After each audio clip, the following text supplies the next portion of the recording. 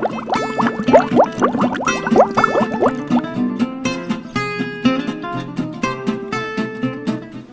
everybody, this is Amy from the Hamilton Lane Libraries. It's December and I am coming to you from Soups On, my winter monthly soup cooking series videos that you will find in December, January, and February, different soup recipe each month.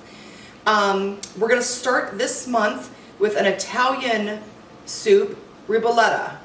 Now, when I tell you what's in this, you're going to say, how is this any different than just vegetable soup, Amy?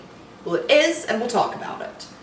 So in this recipe, there are carrots, celery, canned tomato,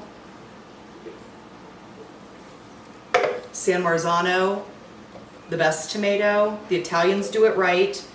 If you are making something that is tomato-based, please spring the extra couple bucks and buy the San Marzanos. They truly make a difference. They are the best. They're sweet. They're wonderful. You know, you can cheat if tomato's not your main ingredient sometimes, but if tomato's your main ingredient, go for this. Go for this guy here. I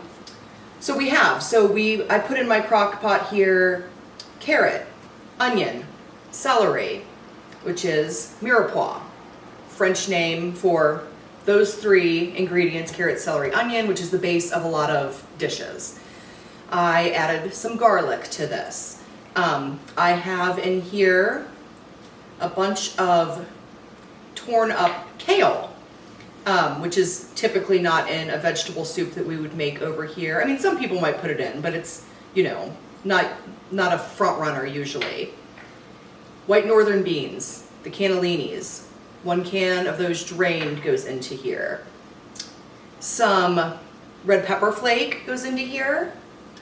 4 cups of water is what this recipe calls for. I don't do water in soup. I do broth in soup. Water's not going to it's not going to get you the flavor that you want. You want a really good depth of flavor in soup, and you are not going to get that by adding 4 cups of water to some vegetables. So I used Better Than Bouillon roasted vegetable base broth, 4 cups worth in here. I would always recommend subbing out water for a broth if you are making any kind of soup. It's just going to taste so much better. So this has been cooking on low, all of those ingredients together for, oh gosh, about going on 6 hours now. Another thing that is in here is, what is this big wad here? This is a Parmesan rind. We cut off the rind of the Parmesan cheese. You stick it down in your soup and you let it sit there. It is going to impart a cheesy flavor, that real nutty cheesy flavor that Parmesan has that's so nice. Because it's a big Parmesan piece, it's not going to fall apart and float around in here. It's just going to really give some extra nice nuttiness, cheesiness to this soup.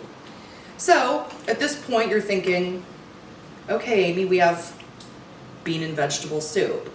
Well, there is something special about this soup, and that is the bread.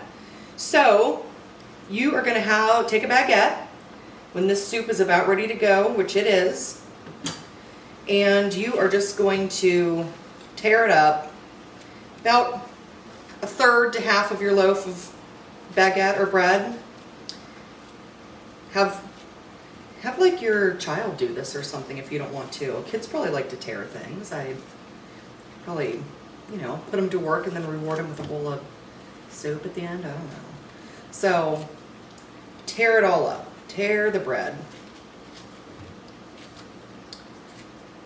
And this really is kind of like a peasant, old recipe peasant soup, where it's kind of like, you know, everything but the kitchen sink, whatever vegetables you have left over. If your bread is stale but you don't want to waste it, you know, throw it in the soup to give it life again, which is exactly what we're gonna do right now. I think that actually is good. You just take this, you put all your bread right into this soup. I mean, we all love dunking, you know, crackers, bread, baguettes into our soups anyway.